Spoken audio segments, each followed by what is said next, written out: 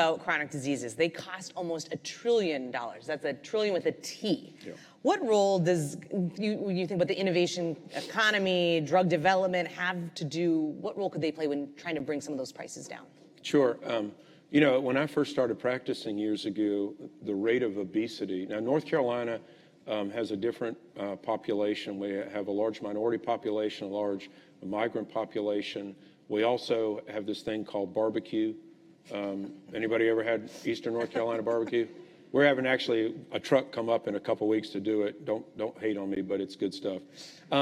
But we have a fast food restaurant on every corner. Bojangles. Anybody ever have a Bojangles biscuit? I have one. Like, allow myself one once a month. But the problem with obesity is diabetes, renal disease, cardiac disease, all these things that are chronic diseases that do cost so much. And it becomes a revolving door with the hospital with a lot of these patients.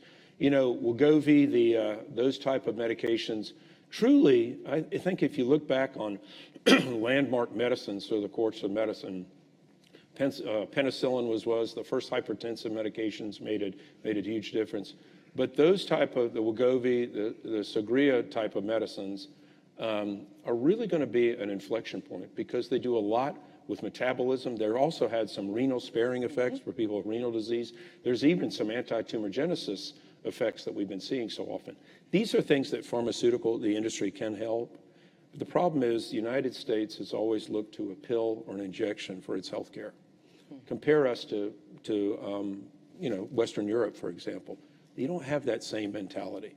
And so I would love us, and this is what's going on with the MAHO movement, which I think is a great reset.